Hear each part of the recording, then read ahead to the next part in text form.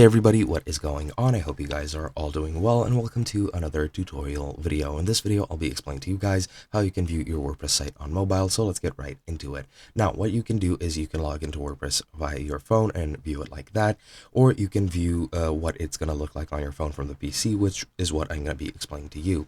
Now, what you're going to need to do is you're going to need to go into Appearance and then go into the editor, and from there, we're going to be changing it to the mobile view. Now, as you can see, this is what the editor looks like when I open it. Click on the site, and now we can edit it. And here in the top right, you can click on this view button right here. It looks like a screen because I'm currently on the desktop. Once you click here, you can select either desktop, tablet, or mobile. We're going to select mobile, and this is what our site is going to look like on our site on our mobile device. And this is pretty much it. Now, again, you can log into the website editor on your mobile phone as well, and it should look like this, but I do prefer this method since here you can search through all the available views and modify them depending on your needs. And that is basically it.